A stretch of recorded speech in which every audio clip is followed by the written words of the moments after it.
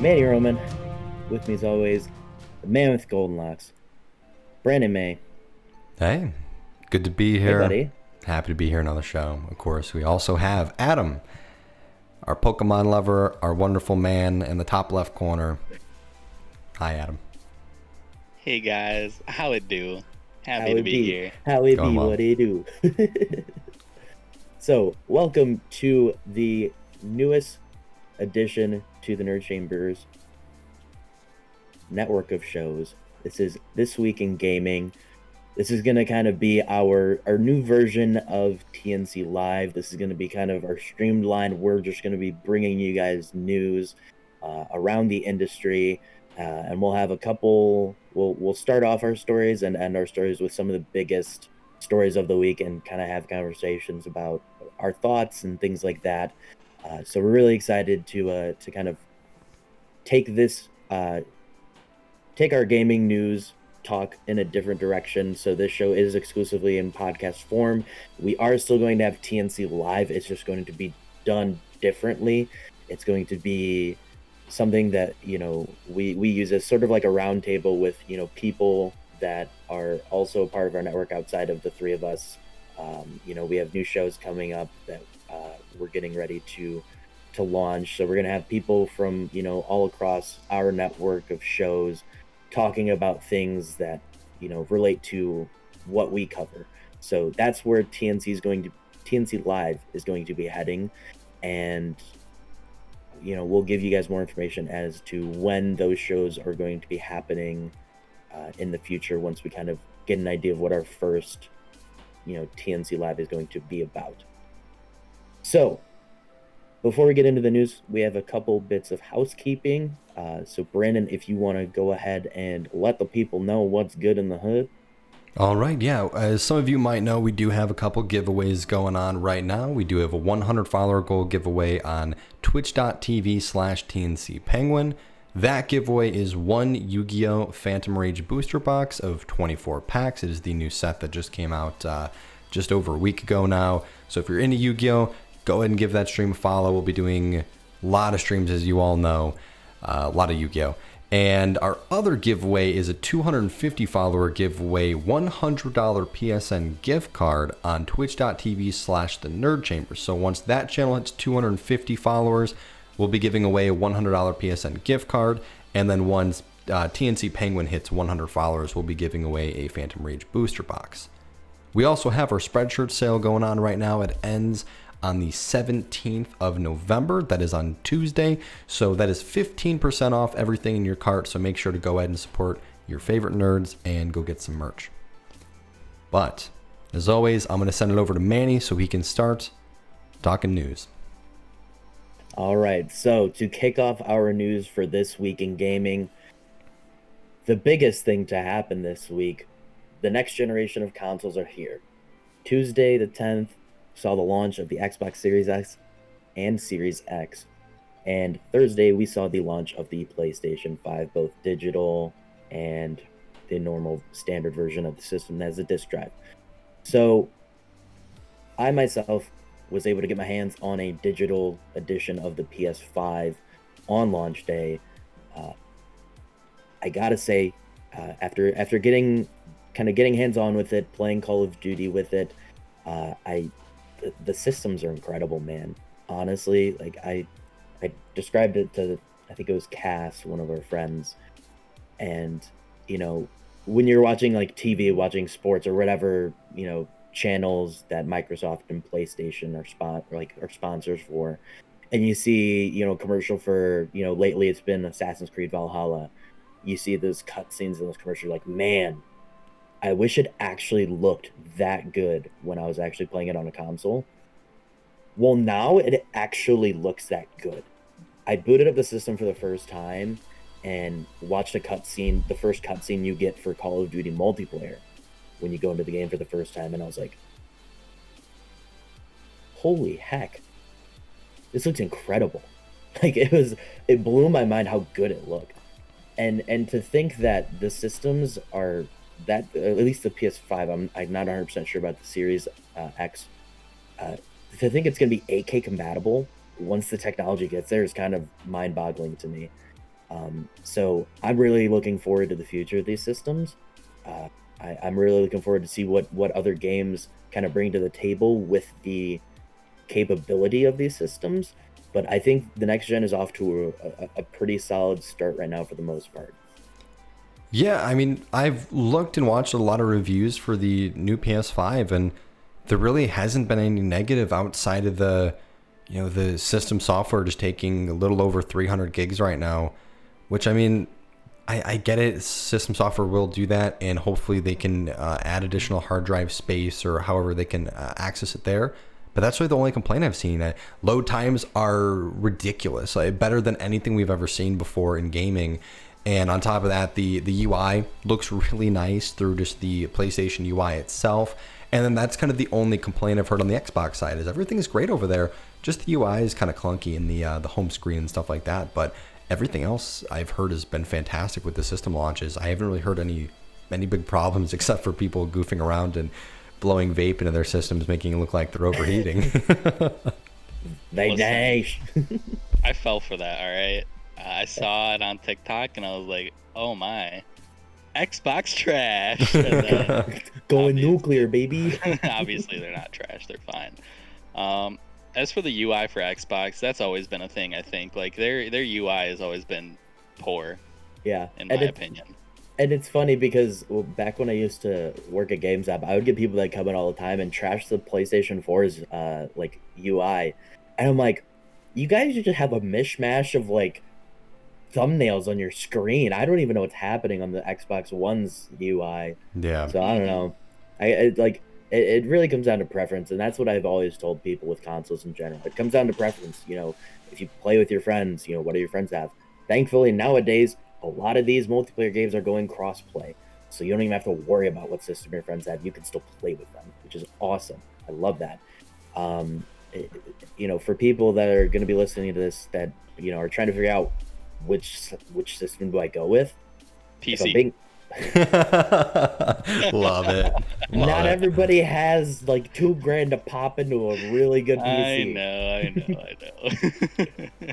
So for the console gamers out there trying to pick a side, if I'm being completely honest, and I've always been a PlayStation person, so this is gonna sound biased, but personally I would go with the PlayStation 5.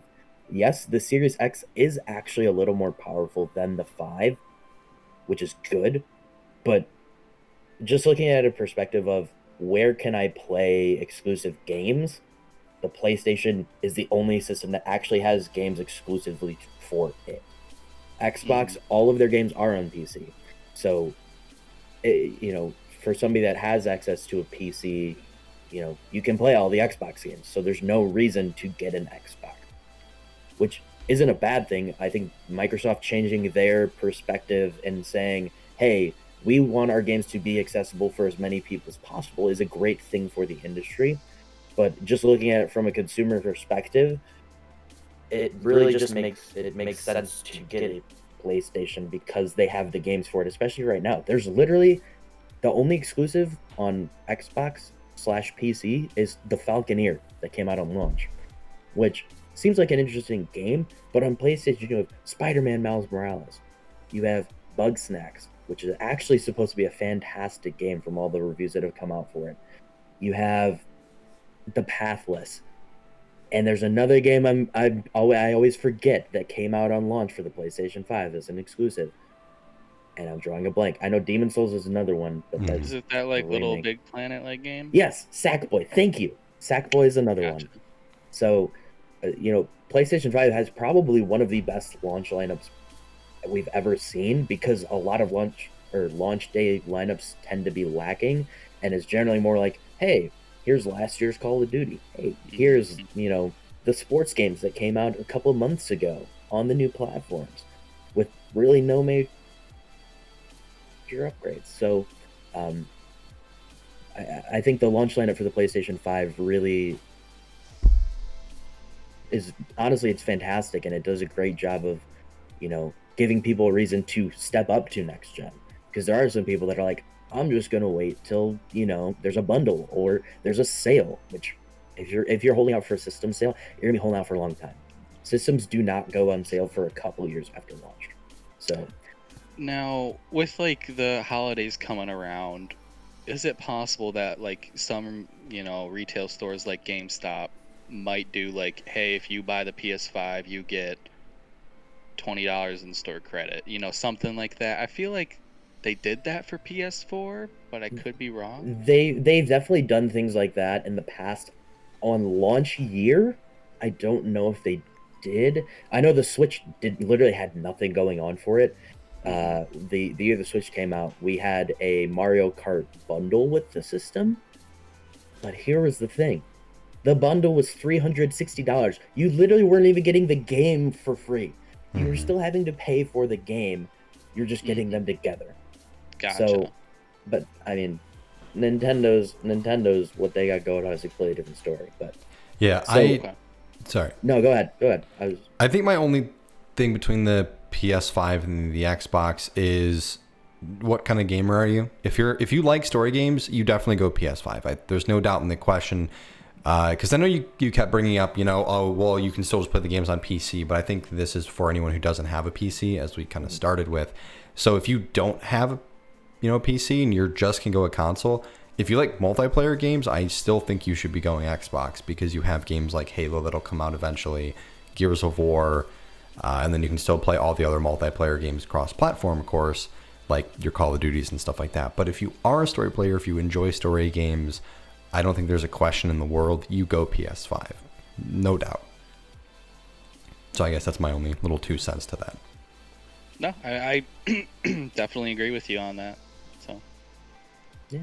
All in all, just to kind of round this up, outside of just how the system performs, my experience with the PlayStation 5, the controller is fantastic. It feels great in your hands. I want one so bad. I love I'll show you it here. Where'd I put it? So the controller, it's no longer like, that weird like glossy smooth, like kind of slick in your hand feel. It actually has a grooved surface where you're going to be putting your hands, so it feels really great in your hands. That is nice. Honestly, there's a mute button for your headset on the controller now, which is actually pretty cool. I like that. Yeah, that's really cool. Because there are a lot of headsets. I think this new one I got, this Rig headset, actually doesn't have a manual mute button on it. It's got the flip to mute, which is fine, but if I want to mute, I don't even have to take my hands off the controller anymore, which I think is fantastic. The haptic feedback feels really good on the controller. The adaptive triggers feels if I'm being honest. It felt kind of goofy for Call of Duty. It felt like they were really stiff and that I wasn't getting the pull on them that I wanted a lot of the times. But that's something that can get worked on over time. I mean, they already released an update for the controller software, so that could be something that can be changed, and you can just take it out in the settings. So I think the accessibility of the controller, the system, the games that are out for it are fantastic. Again, I'm really looking forward to being able to play a game like Cyberpunk on these systems. So the future for console gaming is looking very bright so far. I'm very pleased with the way the systems are going. I'm honestly surprised that these companies that allow you to design and customize your controller didn't prepare ahead of time to have the new controllers be customizable. Because you just ordered one, didn't you? No, I didn't. Oh, okay. No, I wanted to. I never did. Oh, okay, but, for sure. When because as you were speaking about that like controller, I was like, that is a really nice controller. I wonder if they have it customizable already. And from the well-known companies that I know people have used, it doesn't look like it. There are some third-party companies. It looks like you can, but I don't know how trustworthy they are. But I'm a little shocked that those bigger companies didn't prepare, because that would have been huge for them, I think. Yeah. So I think my guess would be is that because this is proprietary software and hardware in these controllers, that they probably aren't given access to them, because a lot of I think Xbox is kind of an exception, but these companies kind of don't really want to see these custom controllers all over the place. Like with the a couple weeks before the PlayStation 5 launched, we had a company that was making custom faceplates because you could remove the faceplate on the PS5. Yeah. And then PlayStation, like the week later, shot it down completely. Said, you can't do this. You're not going to make these. Oh, wow. Okay, bye. So Wonder if that's I think they want to make their own so that they could get the revenue. I don't know what why that have would the have faceplate about, be removable if you don't want it for people to customize? Yeah. I don't know. I feel like that's a little weird. Honestly, yeah, I thought that was kind of a weird stance to take. I think, I don't know. It could be that is the case at some point. I'm not entirely sure. We have no idea. They've given any indication they're going to do something like that. So yeah, we'll have to see with that. In terms of Xbox, I mean, they kind of took a different approach to it, and now they even have like the Xbox Labs where you design your controllers. So I think they're wanting to try to keep, those like people who want those different controllers stylistically purchasing, Microsoft and Sony products. So yeah, that's probably what it is. I'm sure they have access to them now, and they're gonna start working on things like that. But we'll see. I mean, for all we know, these controllers aren't gonna be as moddable and customizable. I don't know. That's fair. Yeah, I mean, like for me, because like, I have the typical PS4 controller right here, just because that's what I'm using for gaming right now on PC. But I would love to have the PS5 controller with the adapted triggers, and like, don't even like if I can't have the back paddles or something, that's okay. I just want a really cool, like sure, solid gold looks fine. But I want something cooler. I want a cherry blossom. I want, I don't know, Call of Duty camo on there. Something, So, hopefully one day, because you'll have my money. Yeah, that's what I'm kind of waiting on as well. Even if they just release just different color ones, which they will eventually, I would love an orange one. Like I would just love some other colors, and that's what I'm waiting for to purchase mine to start using for PC as well. Mm-hmm. He's trying to get the baby blue controller. Oh yeah. No, it's mine. So to kind of transition out of the next gen console talk, there are a couple things, news related stories that have come out since the launch of the consoles. One of them being that Steam has added DualSense controller support. It is in beta for the PlayStation 5 controller. Hell yeah. So, I know that was one thing that a lot of people were like clamoring for when the system came out. Was like, but let me use it on Steam. So now they have worked that into Steam, so people will be able to use the new system or the new controller, on Steam to play your PC games. To play not Valorant, because Valorant isn't optimized for controller, but that's. I feel like that would be, I don't know, terrible. Yeah. That was just such a weird thing to me. They're like, yeah, you can play the game on the controller, but we're not optimizing it to be played that way. I'm like, what? That's such a weird stance to take, Mm-hmm. Again, story for a different time. Last thing involving next-gen consoles.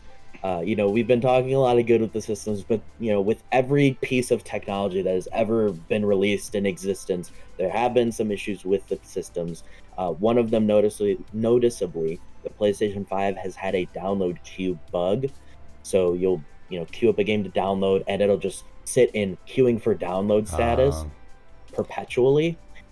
And apparently, this is a story that's coming from IGN.com. Apparently, the only known fix has been to factory reset the system. That's tough. That is very, very unfortunate. I have noticed that the queuing times for the downloads have been a little long. When I was going to install Call of Duty on my system, I literally just sat up before going to bed. I was just curious to see what the download time would be, not having experienced the new hard drives and what they can do. And it was just sitting there and saying calculating wait time, and it just kept saying that for like a few minutes. I'm just like, you know what? I'm just gonna put it in rest mode, go to bed, and hope it finished in the morning. Got up in the morning, it was finished downloading. So thankfully, I didn't get that queue bug. That would have been unfortunate. But I'm sure that is something that is, known to them, and I'm sure they're already actively working on getting that patched. Yeah, I wouldn't doubt it. But that is a weird bug. Yeah. Definitely. Mm-hmm. So hopefully we'll see that fixed in the near future. We're going to start diving into the rest of the news from the week in gaming. I'm going to actually send it over to Adam because we got a couple fun stories coming from the folks at Bethesda. Yes, we do. So, shortly after the PlayStation Store apparently spilled the beans, Bethesda confirmed that Deathloop, their new upcoming game, arcane swinging 60s inspired like game, assassination parties that will never end, all that good stuff, will be coming out on May 21st, 2021, according to PC Gamer. And like, I know I'm not excited for the game. I know neither of you are.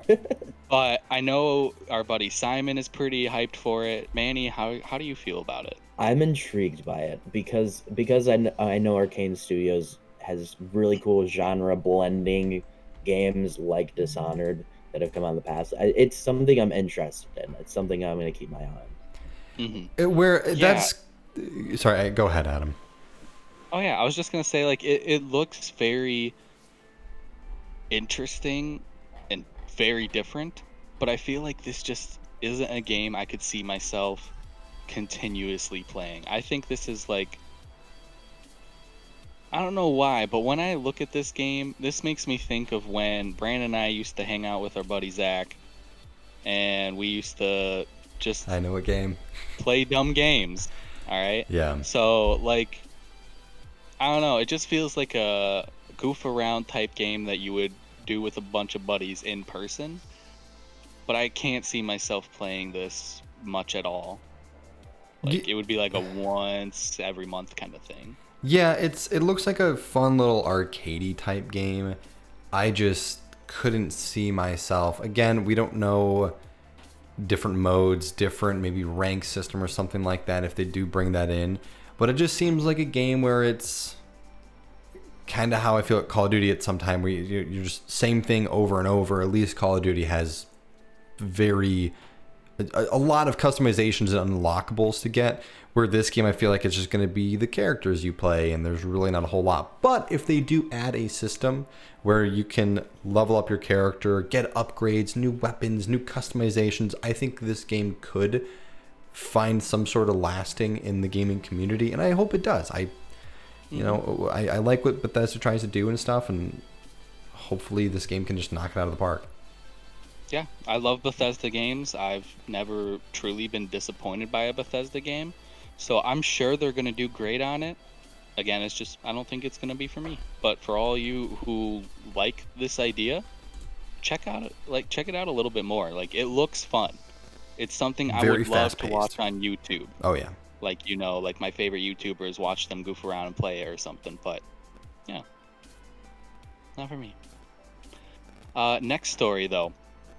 Bethesda also dropped some news on their Twitter announcing the release date of the next expansion in Fallout 76. I'm hyped for this. So I'm up and down with Fallout 76. And this is bringing me right back up. So Fallout 76 Steel Dawn is going to be the name of their next update. It'll officially drop on December 1st, bringing the franchise's biggest faction, the Brotherhood of Steel, to the Appalachian Wasteland. And boy, I'm hyped. When they added NPCs, I tried it and I really didn't vibe it too well. It just, I don't know. It kind of felt just bleh. But the fact that now we're going to have a main storyline for the Brotherhood of Steel, which they're my second favorite faction. For me, it's definitely, oh gosh, now I can't think of their name. It's okay to be wrong. It's okay to be wrong. It's the Enclave. Gosh. Enclave, thank you. Who are already in the game. They are already in the game, yes. And I think the Enclave is a cooler faction just because I think their power armor looks a lot better. But that's just me. But the Brotherhood of Steel obviously is, the most well-known or most, sided with faction, I would say. And the fact that they're finally bringing in this update to include them is going to be big. And I'm definitely excited for it. And I'm going to go back and play the game. And I might have to get the game on PC because probably selling my PS4. I don't know. I don't think I'm ever gonna go back to PS4 for anything. So I might have to start fresh. Yeah, I'm honestly planning on starting fresh, as you guys know. Huge fan of the Brotherhood of Steel. So I've been keeping my eyes on this. A couple of weeks away, which is going to be exciting. I'm just worried we do have a lot of stuff going on at that time. I don't know if I'll be able to really get my grip on this game right away, but I have thought about buying it. I'm going to keep my eyes to see if there's any sales that drop for it. If it comes down to, I don't know what the price is right now. I think $40 maybe on PC. If it comes down to like $15-20, I'll buy it right away and, get the expansions if need be purchased. But yeah, I mean, it's exciting. I'm glad they're still pushing this game. I'm glad it is making strides and people are starting to enjoy it a lot more. So that's awesome. Yeah, it is currently a $40 game on Steam. It's something that, I mean, on December 1st, I'm not going to play it right away. But, with the holiday being shortly after that, yeah, Steam typically has a big sale. And I could see this game being part of it. Yeah, definitely. That winter sale, baby. That winter sale. Yeah, so I know, like I said, I'm excited. Brandon said he loves the faction. He'll play it a little bit, obviously. Manny, you excited for the update? I think I'm looking forward to it. I'm one that generally has more patience for games as a service like Fallout 76, like No Man's Sky. I understand what they're going for in, they have a decent base for the game and they're planning on build upon it. You just kind of have to have patience with it and let them continuously add to the game and just enjoy the experience for what it is. And I think Fallout 76 is a prime example of that. A lot of people were really upset at launch, but I think the more the game continues to progress, the more they add, the more factions and NPCs they bring in, I think it's just gonna only be better for the game in the long run. So I'm looking forward to it. I love the Brotherhood of Steel. I've always loved them, except for in Fallout 4, it almost felt like they made them kind of villains in Fallout 4. I don't know if you guys got that vibe. Nah, I did get that vibe. They kind of felt like villains, and I ended up just offing them completely. Ooh. I still side with them because they're the Brotherhood of Steel. They could be good, bad. I don't know. I'll be on your side. It's fine. But no, that's fair. That's fair. I get it. Yeah. But anyways, yeah, I appreciate your guys' input on that. I'm going to go ahead and send it back over to Manny to talk some games that I know he's excited for or has already been playing. So why don't you go ahead and take it over, bud? Yeah, so a big event is coming up next week on Thursday. We have the 5th episode of Night City Wire 4, Cyberpunk 2077. The most exciting part about this, and I'm going to do my best to tune in or at least watch it after work on Thursday, is they're going to be focusing on Keanu Reeves' character.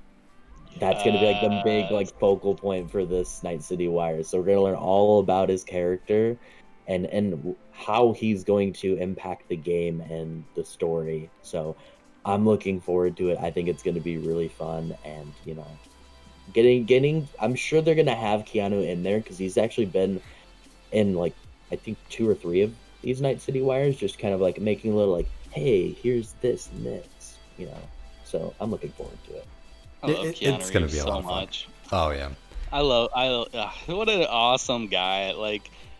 I've watched YouTube interviews with him, and he's just so laid back and chill, and his movies of course are amazing. I recently watched Knock Knock on Netflix, and wow, I'm just gonna leave it there because obviously we ain't talking about movies, but recommend it.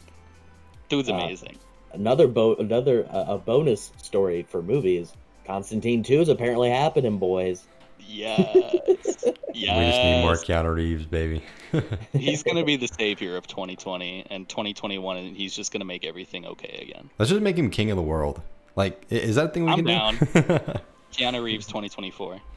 So I am really excited for this game still. It's been scary, though, with all the delays. But I want to keep in my mind that delays mean more progress, better experience in the game. And we'll definitely have to see what comes out with the next Night City Watch on Thursday. And hopefully there's some great news and content we can bring next week for you to really break down some exciting stuff that was announced. Our next story we have, just a short one, Destiny 2. So Destiny 2 Beyond Light just dropped on the 10th, the same day that the Xbox Series X launched, bringing a whole new expansion to the game. The biggest thing with the new expansion was they added new locations. They added the Cosmodrome from the original Destiny, and they even took out some planets and locations as they kind of work to continue restructuring the game since they've left Activision, that being Bungie. The most recent thing to release, they dropped a new trailer for Destiny 2's Season of the Hunt, which is going to be their newest seasonal content. For fans of Destiny 2, be sure to check that out on YouTube, whatever platform you use to watch videos on. I'm sure it is on there somewhere. Next, we have an update coming for Phasmophobia, the ghost hunting, the early access, I should mention, ghost hunting game. They've added an update that's going to allow dead players to throw objects. So for those of you that never played Phasmophobia, you play with it's in lobbies of up to 4 people, and you just go to these different locations, and you're ghost hunters, essentially. You're trying to understand what type of ghost out of like the 10-ish to 12 types of spirits that they have in the game. You're trying to distinguish what type of spirit that the one haunting that place is. And you do that by using different equipment, going through different experiences, like maybe you see the ghost in person, and the ghosts can off you. So this update, before if you got killed by a spirit, you were just kind of a spectator. You just kind of walked around and watched them continue on playing the game. You could hear them, but they couldn't hear you. So adding the ability to throw objects, I think, is really cool, because that kind of allows for instance, if you're on a larger setting and somebody happens to get killed by a spirit on their own, they're able to kind of send signals and try to help their team, which I think is a really cool addition. The second is they have announced that they are officially working on a prison level for the game, which was something that they announced before the game even came out in early access. But they're finally officially working on the level to get it implemented into the game. I'm still waiting for you boys to get that game, by the way. I think we'd have a blast with it. I have watched a lot of gameplay of it, and I'll be honest, I'm sick and tired of party social games, thanks to Among Us. God, I cannot believe that game's still popular. So, I don't know. Toxic. I don't like social games, man. I hate like social games so much. Here's my thing. I think Among Us lasted us a nice chunk. I think Phasmophobia will not last us a nice chunk. I think we'd get one playthrough, and then we'd be like, game not that good. Like, I just know I'm too negative on social games, so I would play it once, and I would be like, all right, that's enough social games for the rest of 2020 for me. So I don't know. So it's not really a social game, though. It just seems so. I mean, it's like a work together to solve the mystery kind of thing, and I don't know. Brandon just has. I continuously say this. He has this murderer complex in his brain that if he's not killing something, he doesn't like the game. That's not true. I love Rocket League. Yeah, you can blow people up in Rocket League. I don't even do that. You're a big bully. Nah, I bet you do. Yeah, I do it sometimes. Yeah. So he's got this hidden murderer complex. So that if he's not able to kill something in a video game, he doesn't like it. Then why doesn't he like Call of Duty? Oh wait, yeah, you're right. He can't kill things because he's bad. Dab on him. It's all right. It's all right. Man. So fans of Phasmophobia, be on the lookout for more news on the prison level update. I'm gonna send it over to Brandon. We got a couple of different stories involving the Halo universe, and I know that man loves his Halo, so go ahead, buddy. Yeah, I definitely excited to talk some Halo, but to start it off, we have Xbox's boss Phil Spencer says things with Halo Infinite are going fine, actually, which he's referring to a lot of fans and people like ourselves who have had a lot of speculation of developers leaving, thinking, oh my goodness, this is the end, Halo's done. Halo Infinite's going to be a flop, and we have, a while until it does come out still. So he's coming out trying to reassure the fans. Don't believe you, Phil Spencer. I'm sorry. We'll see when it comes out. I hope this game rocks, and it's funny because we'll get to Call of Duty in a moment, but games I'm really excited about tend to disappoint at times, and I am so underwhelmed about this game right now that maybe it's going to just shock us.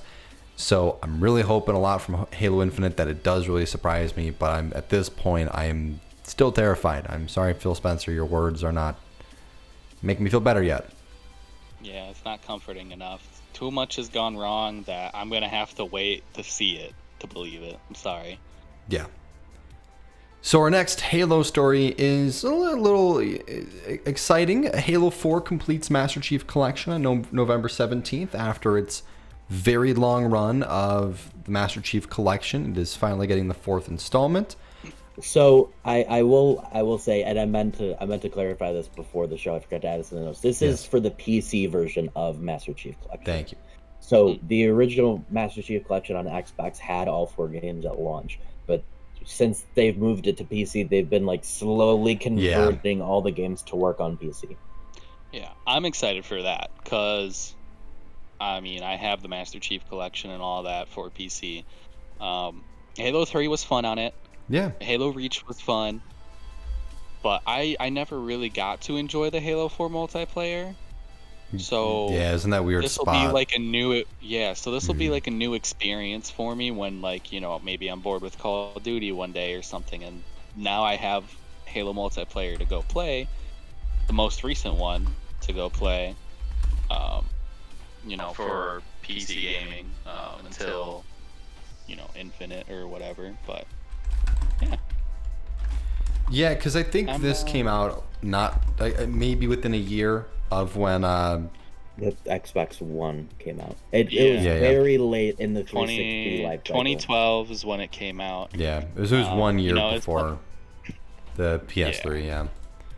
So and as much as I'd love to, eventually play Halo 5, I don't know if that'll ever come to the Master Chief Collection. It's already on PC, so I couldn't imagine them just adding it to the Master Chief Collection. It's already there for you to get and play. Yeah. So, yeah, but then I gotta pay extra, man. I already bought the Chief Collection. Just give it to me. Listen, man, you gotta quit being greedy and just support your creators, bro. You know what? You can't call it the Master Chief Collection if you don't complete it. So. Well, in fairness, Chief wasn't even in the game that long. Damn. Spoiler alert. I did find it's been 6 years. Sorry, guys. Yeah, I did find a little article on October 12th that Microsoft says again that it has no plans to bring Halo 5 to the Master Chief Collection. So sorry, Adam, if you want to play it, you're gonna have to buy it, or I believe get Xbox Game Pass. I think. Oh, it is. Yeah, it's 100% Game Pass. Yeah, I was gonna say. 100% Game Pass. I love your Halo games, but you ain't getting my money for Halo 5. Sorry. Infinite, I'm all in, but. So we'll go ahead and talk about something else that took some of Adam's money, and that is Dennis Branville, the creative director of Star Wars Battlefront 2 since 2019, is leaving DICE after 8 years. That's crazy. It's so weird that we've seen so many shifts in the creative director gaming industries from, oh my goodness, what was it? Of course, we've seen a lot with Halo, as we just mentioned. We also saw it with, I think, World of Warcraft. I want to say... Oh, I'm sure over the 20 years of WoW, they've definitely gone through a couple creative directors. Yeah, no, it was just this year, though, very recently, that one of them stepped down. Or might have been the project lead for the new expansion, maybe? It might have been.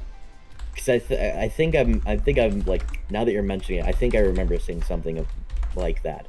But this move, this just feels like, this is just kind of the story coming to its end for this chapter of his life. This isn't like, they came out and said fairly recently, I think it was a few months ago, that they're done developing Battlefront 2. Like it's done. We added all we wanted to add to the game. This is the game. So, it's reached the end of its life cycle for the most part in terms of development. So it kind of makes sense to see him kind of move on to go to his next, his next project. Maybe, after seeing the growth of the game, he wants to go to a different studio and work on a different style of game, or maybe go off and do something on his own, like we've seen some developers do. Yeah. So this feels very different than, what's been going on with Halo Infinite, because I will agree with what you said about the game's going fine. That just kind of feels like Phil Spencer kind of being Phil Spencer and talking around, Yeah. problems and making them feel like non-issues.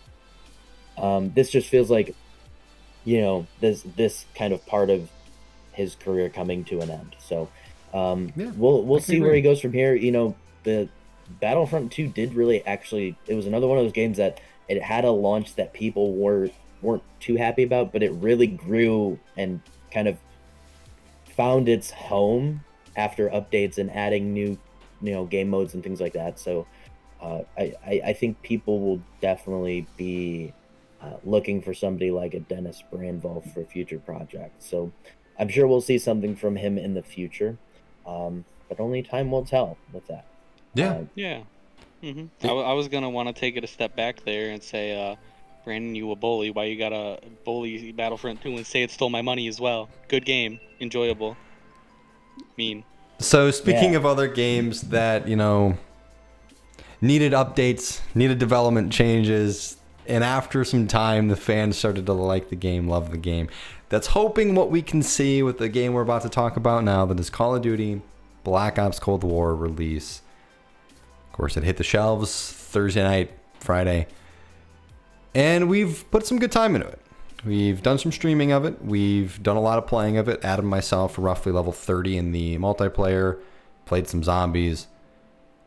I'll go ahead and start with just kind of my thoughts and let you two take it over and battle it out for a little bit. The game's good. It's a well-made game. I have no issues with anything outside of the connection. On Battle.net, I've had a lot of issues just connecting to the game itself. Things like that will get fixed. It's all right. Could be a corrupted file. I still actually need to reinstall it. So we'll see if that gets fixed. The game plays very well. It's smooth. It is very fast paced. The movement from sliding to just kind of getting your gun up and all that kind of stuff is very fast. This does feel like they are going for a very quick based shooter. The sniping is a lot of fun. This is some of the best sniping I've seen in the Call of Duty in a very, very long time. From Black Ops 2, probably. This might be some of the best. Gunplay, very solid. MP5, please nerf that gun or buff all the other guns. You got to do something.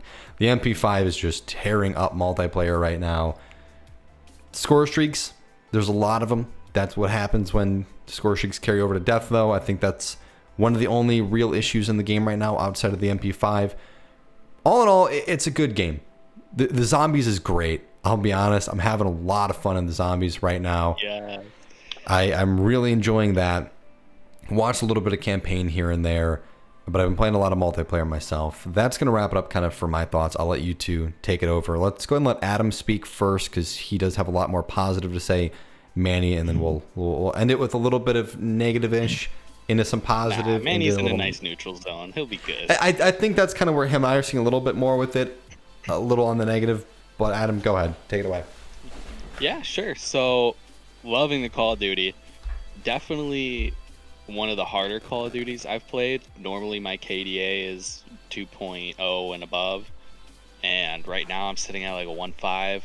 So, clearly I'm not, playing like I typically do. Granted, I probably haven't really been playing Call of Duty that much as of lately. I didn't play Modern Warfare that much. So, you could call it rusty. I don't know.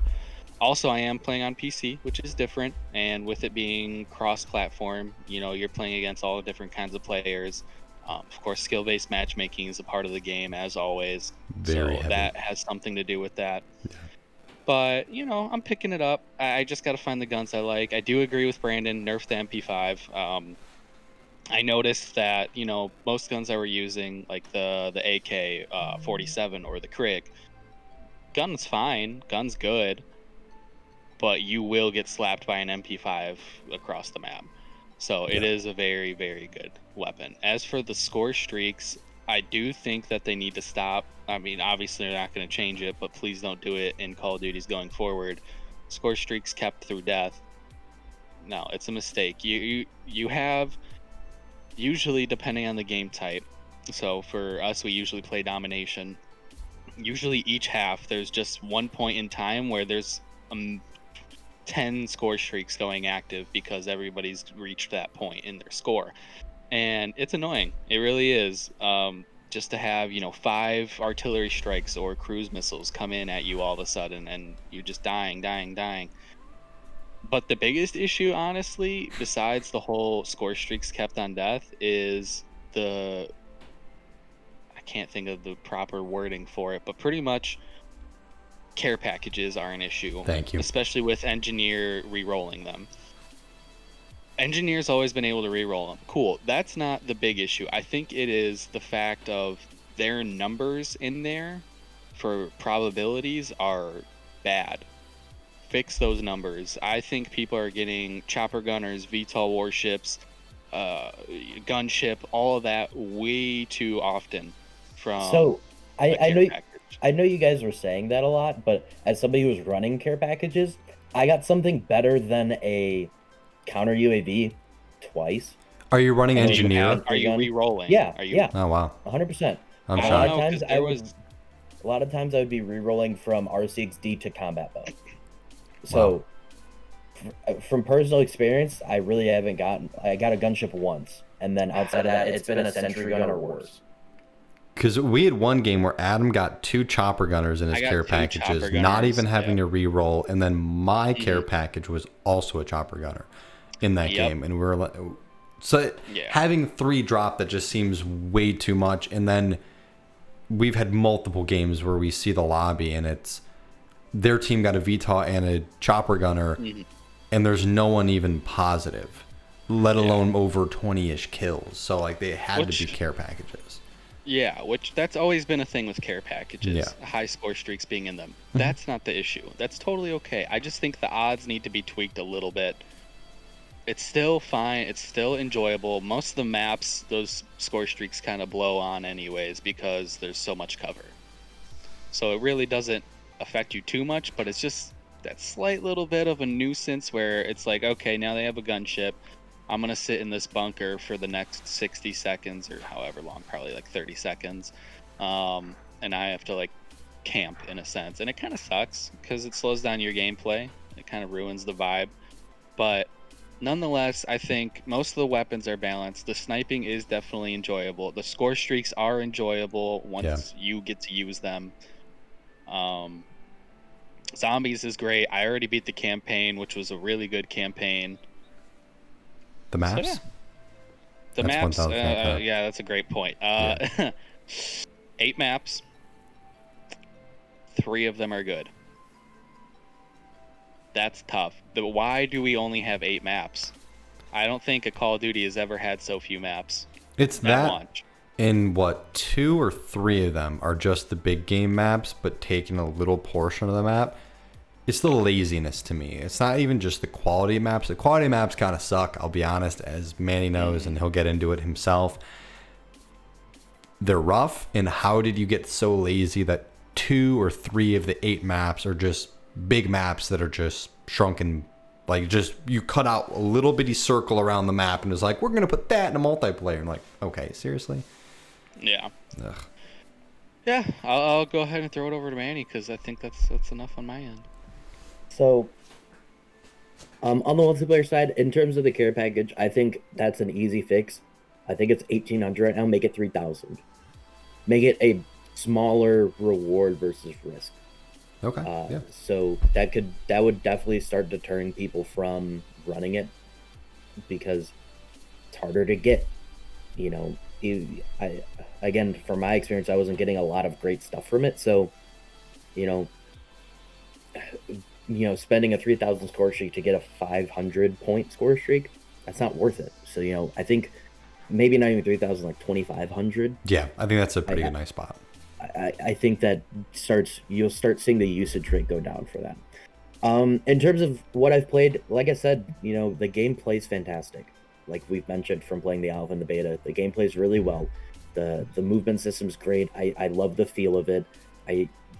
again, there were people saying after the beta that this game feels just like Modern Warfare. I don't know what you're playing, Yeah. but this game does not feel like Modern Warfare. It feels much Yeah, it's more like very different. it feels much more like Call of Duty, whereas Modern Warfare did not feel like Call of Duty. Warzone felt like Call of Duty for the most part, but the actual multiplayer for Modern Warfare did not feel great to me, and I did not like it. In terms of the actual game itself, I definitely enjoy the way the game plays and feels. I love the menu system. I love, I'm not sure what the threshold is for getting global rank, but apparently it's super high because I've played a lot of games and I still don't have a global rank.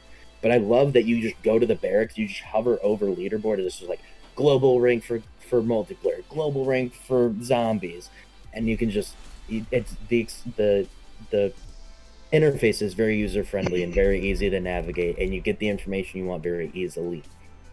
Uh, there are some balancing issues with weapons. MP5 is very overpowered, and it's kind of ridiculous that at least half of the people in lobbies are running the MP5 because it's just that good. Because it's good at all ranges, which makes no sense. Yeah. Agreed. Yeah.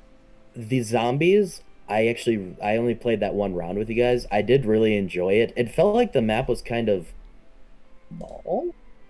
I don't know, like thinking on it, it felt kind of small just because it's probably because the verticality of it, you're just kind of going underground and it just feels like you're not really moving around that much, but well, you're actually not wrong. It actually is one of the smaller zombie maps. I don't know if you guys noticed, but since you've played it, it's actually the OG zombie map. It's Nacht der Untoten. That bunker that you spawn outside of, that's Thank you. what it is. Okay. And so pretty much you get to experience that bunker on the inside as well, and then what's outside of it. So in case it looked a little familiar to you. It did. So Thank you. that's probably why it does seem like a smaller map. And it is smaller. In terms of the way the game plays the zombies, I really like what they did with it. I liked adding a refill ammo stash. Oh my gosh. Sure, I'll spend a little bit of money to get some ammo. Thanks. Yeah. Makes it infinitely better to play instead of constantly having to buy a gun off a wall just to have a weapon with ammo in it, things like that. I like the way the upgrade system works. I love the changes that they made to it, where you can go and upgrade your armor. You can go and upgrade your weapons to certain tiers. You can upgrade your Pack-a-Punch weapon 3 times now, as long as you spend the money for it. It makes playing the game longer feel more worthwhile because you're like, man, I would love to see what this sniper looks like tier 3 Pack-a-Punched, Yeah. So I think they did a good job of making playing the game for longer spans more worthwhile. Like we got to round 16 and I got downed a bunch, and I didn't because once you get downed and knocked out once, you're kind of screwed because then you constantly have to be buying your upgrades again, which is tough. But I found myself being like, man, I would have loved to have seen what this gun would have looked like T3 Pack-a-Punched, or man, I would have loved to have seen what I could do with more armor. So in that sense, I think they did a great job with zombies. All in all, I haven't got a chance to try the multiplayer. Sorry, not multiplayer, the campaign. So I can't speak on that yet. But all in all, the gameplay is very fun. Skill-based matchmaking system is not benefiting me because Adam's good at the game and I'm average at best at the game. I need to find out if it's who hosts it or if they just take it from the lobby. I think they take it from they probably take it of an average of the players, but they probably lean more towards the higher tiered players and kind of drag people like me. I'm sorry, guys. well, and that's the thing, because I even told Brandon, when I played by myself, I was doing well. I was going I had games where I was 24 and 12 and things like that, and it does just come down to the skill based matchmaking part of it, which is kind of tough, but it is what it is. I get doing that. It makes sense. It makes it to where everybody can find success in the game at their skill level, so I'm fine with that. I just want to play with my friends and not go 13 and 30. That's fair. Side note, I did read an article, turn off ray tracing on COD. Apparently it barely benefits the graphics, and honestly it'll up your FPS by 30. Oh, okay. So will it make the game work? Because Please. that's been our only obstacle. I Is think that there's it's so just Brandon's there's, game that breaks. Like, yes, Yep. we all have trouble joining into each other's lobbies, but I think that's with me playing on a PC. My NAT type is strict because of my like security software. So I well might they have to do a little bit of tweaking on that. well But there it's Brandon can't even get into the game.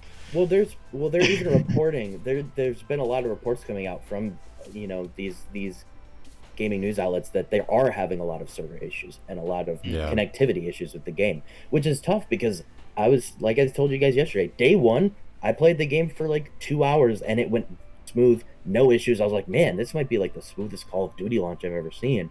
And then day two, we all play together and it's just a crapshoot, which Yeah. was weird. No, that's fair. It is the first, Call of Duty where they've been able to cross platform. So obviously there's going to be issues. I get it. But I feel like I wouldn't be surprised if it's having to do with the fact that there's also like technically cross gameplay with Warzone. I'm sure that's kind of causing fits for everything, but it will get sorted out and that'll be fine. It's that's just kind of standard issue with Call of Duty games. So I can't use that to knock the game. All in all, the game is very, very well done, and I have had moments where I've had good times with it. But I think we all just got to find our key play style and weapon. Yeah, That's it. I agree. Yeah, exactly. I think playing to 55 to being able to access everything is going to be really important, just to kind of get a feel for everything. Because right now, like, I hate the Pellington. I mean, I don't want to use it, so I'm not going to snipe and try messing around with sniping. Barrett. It's back, baby. I'm pumped. Exactly. So, it's something that I'll have to give time for, to have all the perks, have all the wild cards, have, everything at my disposal to see what works for me. So it's just, I'm gonna have to grind, man. I'm gonna have to live with, being dragged by Adam through games.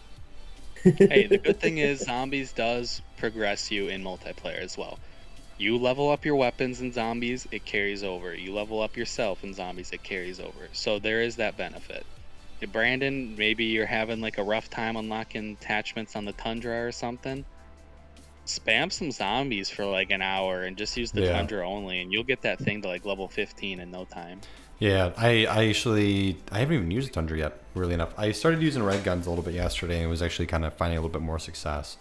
I'm starting to like the AK-74U a little bit more, so I've been just trying not to use the MP5, but I feel like I should just use it before it gets nerfed so I can just unlock everything. That's what I'm first. doing. I'm being that guy. I got so sick of everybody. I was like, I'm caving in. I'm gonna join the clan. Yeah.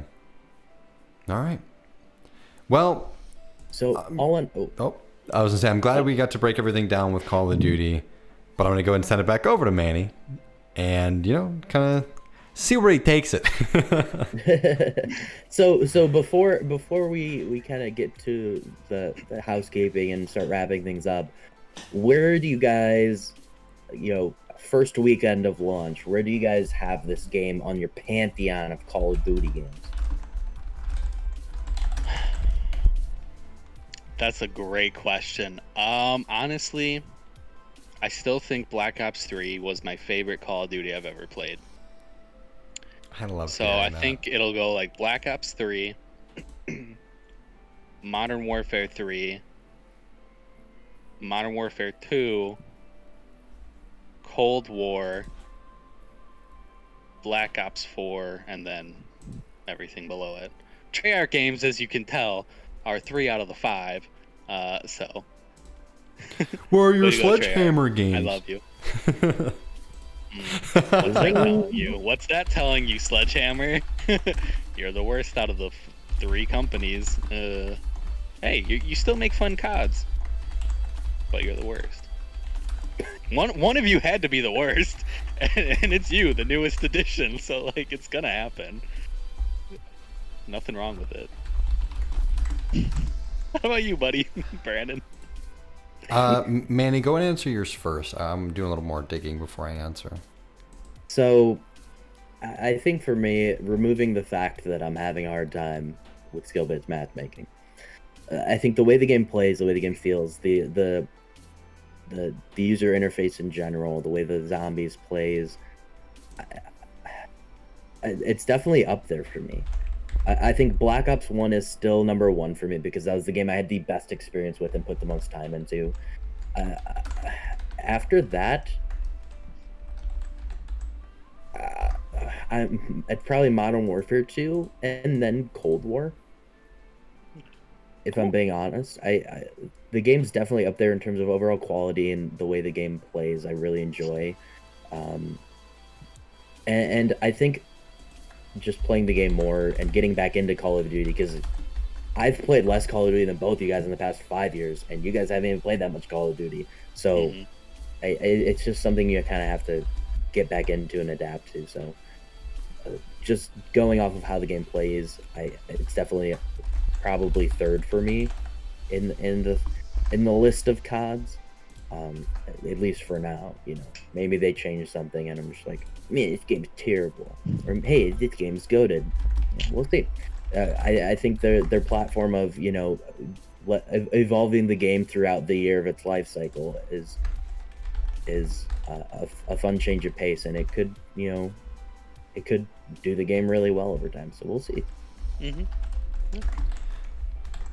Since you guys listed kind of the games down to Cold War, I'm gonna do that as well. Modern Warfare 2, Black Ops 3, Black Ops 2, Modern Warfare 3, Black Ops 4, then Black Ops Cold War. So it's number 6 for me.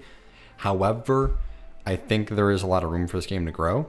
I think this game will easily top Black Ops 4 by the end of the cycle, and I think it also could maybe top Modern Warfare 3. Maybe not. So it might hit my top 5. It could. I'm just really curious on where they go with the additional DLC for the free DLC for the maps. Hopefully those will kind of spice up the game a little bit, and just kind of some balance, checks and balances with the weapons. So I think the game is going in a right spot for how much I've disliked it because of the struggling. To still have it as my number 6, I think that kind of does say something as well. Because a lot of these other games below it, I was 2.5 KDs at times, and I'm struggling more on this one, but enjoying it more than the ones I was doing well in. So I think it does say a lot. And yeah, I think we're all kind of on the same page. You guys like this game a little bit more than me so far, though. But yeah. All right. I think that'll be it for our Black Ops talk. Sorry, Call of Duty talk for this episode. But Manny, you do you, man. I'm going to do me, you do you.